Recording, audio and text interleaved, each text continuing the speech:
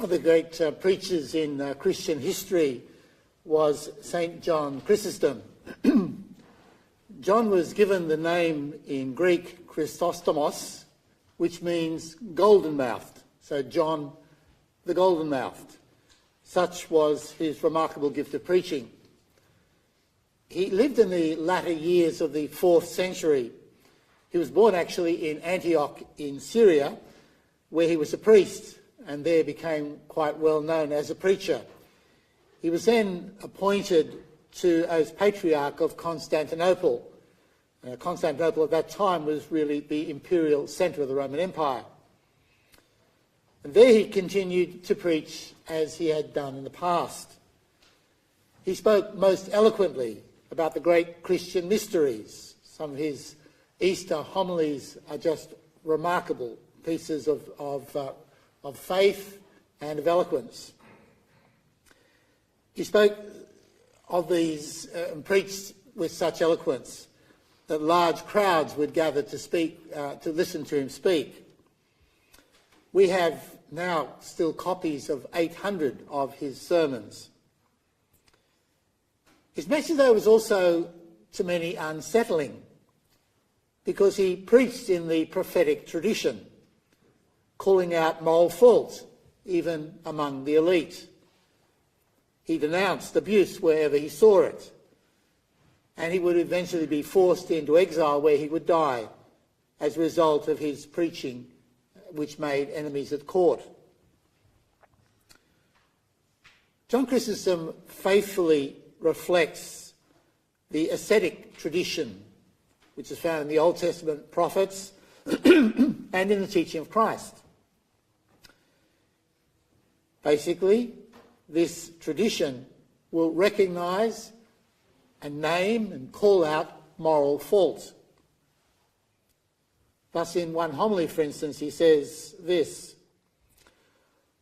"For what profit is there, pray, in purple, and raiment wrought with gold, and a jewelled crown, when the soul is in captivity to the passions?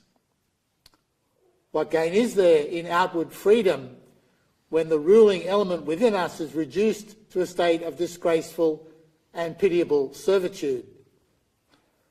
For just as when a fever penetrates deep and inflames all the inward parts, there is no benefit to be got from the outward surface of the body, although it is not affected in the same way. Even so, when our soul is violently carried away by passion within, no outward government, not even the imperial throne, is of any profit, since reason is deposed from the throne of empire by the violent usurpation of the passions, and bows and trembles beneath their insurgency."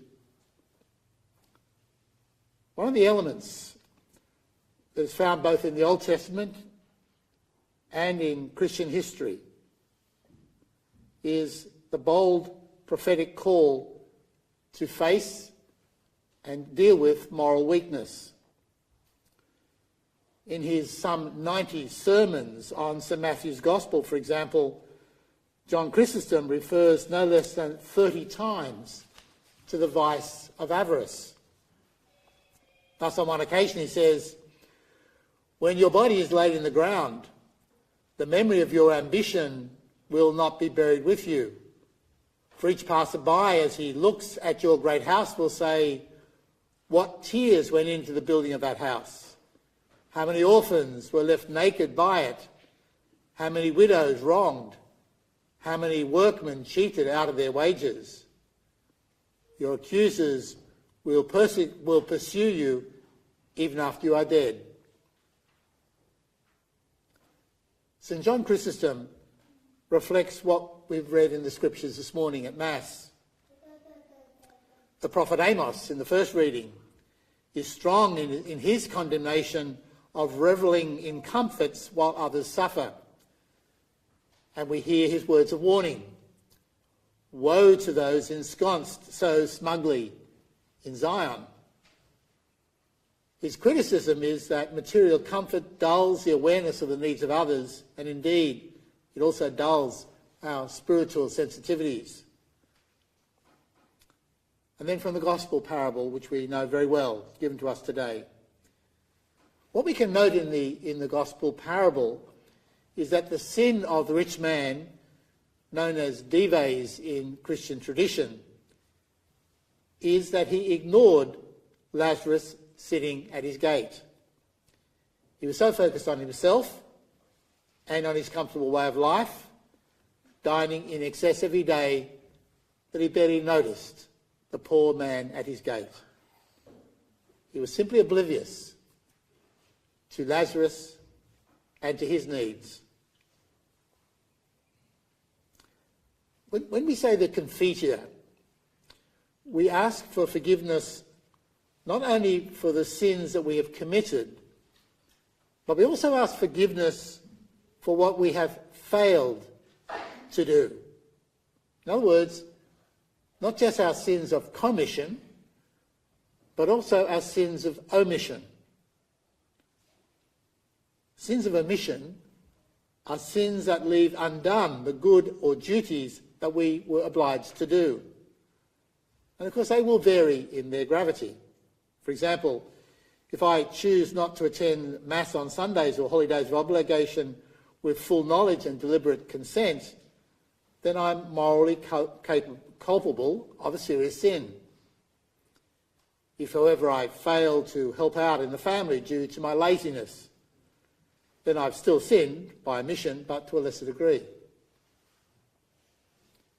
In Jesus' parable that's given in Matthew chapter 25 about the corporal works of mercy, feeding the hungry, clothing the naked, visiting the sick, the issue is that there are things that should be done that weren't. There's a list of various sins of omission, if you like, in that parable. Jesus says that those who fail to care for those in need will be subject to judgment. So morality just doesn't involve or consist in avoiding evil, but morality also involves doing good. Hence St. Thomas Aquinas' articulation of the first principle of morality states, good is to be done and pursued, and evil is to be avoided. So we're expected not just to avoid doing evil, but we're also expected to pursue doing the good.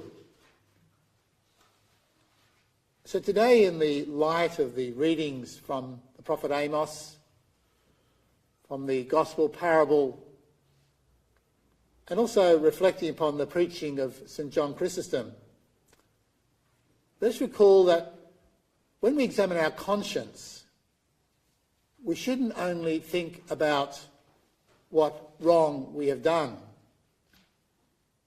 but we should also spend time thinking about what we have failed to do.